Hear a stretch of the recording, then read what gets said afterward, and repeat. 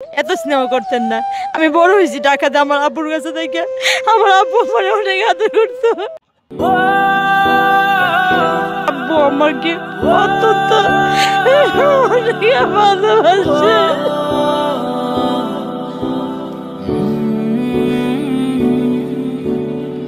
প্রিয় দর্শক, আসসালামু আলাইকুম। শিক্ষা জাতির মেরুদণ্ড। আপনারা ক্যামেরায় যে তরুণীকে দেখতে পাচ্ছেন, এই তরুণী কিন্তু নিখোঁজ রয়েছে।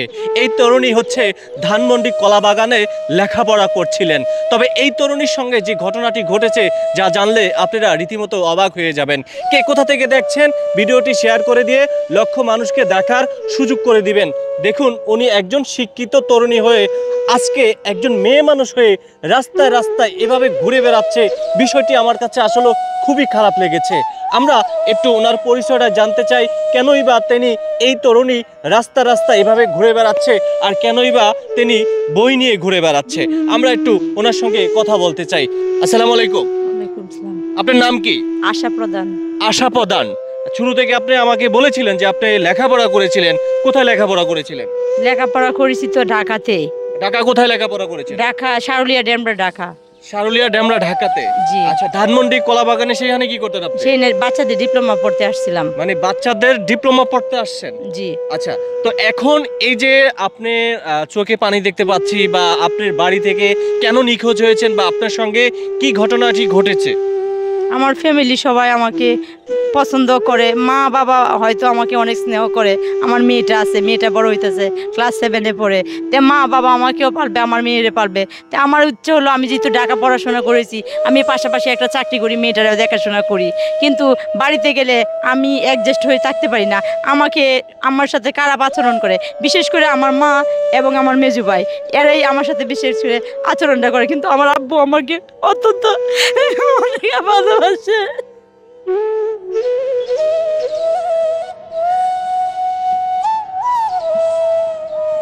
দর্শক, বিষয়টি খুবই দুঃখজনক। প্রত্যেকটা সন্তানের নিরাপত্তা হচ্ছে বাবা মা, কিন্তু মা এবং বাবা বাবা অনেক স্নেহ ভালোবাসা দিচ্ছিলেন সেই মেয়েটাকে, কিন্তু মা অতটা ভালোবাসা দিচ্ছিলেন না। কেন আপনার মা আপনাকে ভালোবাসে না? মানে কি অপরাধ আপনার? আমি তো ছোটতে ঢাকাতেই বড় হয়েছি। আব্বু আমাকে ঢাকা আপুর কাছে রেখে বড় করছি। কিন্তু আমার আম্মা কখনো আমাকে, আমি তো পড়তেও বসতাম, হারিকেল জ্বালায় তারপরে বলতে হারিকেল নিবে পড়া দিচ্ছে। আমি বাড়িতে কখনো কাজ করতাম না, সারাক্ষণ পড়ার টেবিলে বসে থাকতাম। আব্বু আসলে বলতো কি, আমি নাকি কাজের বয়ে, কাজের ফাঁকি দিয়েই সারাক্ষণ টেবিলে বসে থাকি। মানে কখনো আমার এত স্নেহ করতেন না। আমি বড় হয়েছি ঢাকাতে আমার আব্বুর কাছে থেকে। আমার আব্বু মানে অনেক আদর করতো। দেখেন, চোখের পানি টলটল করছে। কখন একজন নারীর চোখে পানি আসে, তখন হচ্ছে তার ভেতর থেকে মানে জ্বলে পুড়ে ছাই ছাই হয়ে যায়। তখনই কিন্তু একজন মানুষের কান্না চলে আসে। দর্শক, সবাই ভিডিওটি শেয়ার করে দিয়ে লক্ষ মানুষকে দেখার সুযোগ করে দিবেন। বিশেষ করে এই যে এই তরুণী আজকে এমন একটা পরিস্থিতির জন্য কে বা দায়ী? কেনই বা তিনি এভাবে রাস্তায় ঘুরে বেড়াচ্ছে, আর কেনই বা তার চোখের পানি ঝরে পড়ছে? আমরা একটু ওনার সঙ্গে কথা বলতে চাই। যে আপনি একটু আগে বলেছিলেন যে আপনার বাচ্চা আছে, আপনি বিয়ে করেছেন? হ্যাঁ, বিয়ে করেছি। আমার আব্বু আম্মু আমাকে 2010 নভেম্বরের 23 তারিখে বিয়ে দিচ্ছে। আমার মেয়ে হয়েছে 2012 সেপ্টেম্বরের 1 তারিখে। বিয়ের 1.5 বছর পর যখন আমি 1.5 মাসের প্রেগনেন্ট, আমার হাজব্যান্ডের প্রথম বউ আসছে। ওই বউ 8 মাসের প্রেগনেন্ট, আমি 1.5 মাসের প্রেগনেন্ট। বাবার বাড়িতে আসছি, পরে আমার হাজব্যান্ড একটা বিয়ে করে ফেলছে। পরে আমার আব্বু তো বিয়ে করেই ফেলছে। পরে আমার আব্বু আম্মু আর কি বলবে, যেই কারণে আমার আব্বু আম্মু আমার মেয়ে শুদ্ধই এই 1.5 মাসের প্রেগনেন্ট অবস্থায় পালছে। আচ্ছা আচ্ছা। এখন বর্তমানে আমার মেয়েটার রানিং বয়স 13। এই পর্যন্ত আমার বাবা মা আমার মেয়েটারে পালতেছে, আমারও পালতেছে।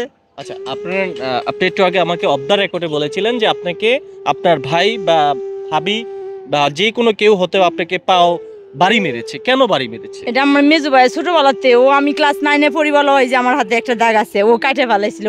খড়ে খড়ে হাঁটতেছিলেন? হ্যাঁ। কেন? মানে এই পাটা অ্যাক্সিডেন্ট করছিলাম। এই পাটা যে সময় অ্যাক্সিডেন্ট করি, তখনও বাড়িতে ছোট ভাই আর মারকে বাড়িতে আইসা পড়ি। আইসা যখন চট্টগ্রাম জায়গা, তখন অ্যাক্সিডেন্ট করছিলাম এই ডান পাটা। তারপরও আমার বাড়ির কেউ খবর নেয় নাই। আমি যেভাবে হোক চিকিৎসা হয়ে সুস্থ হয়ে গেছি। পরে যখন আবার ইদানিং ঈদ করছি, ঈদের 4 দিন পরে বাড়িতে গেছি। পরে 5 দিনের মাথা বিকালবেলা আমি কাপড় চোপড় সব ধুয়াম। পরে কিনিয়া আমি বলছি, আম্মু আমার কাপড়টি দেও। আমার কাপড়টি কই? আমার কোনো জিনিস মূল্যায়ন পাই না, আমার জিনিস খালি এলোমেলো করে। তো পরে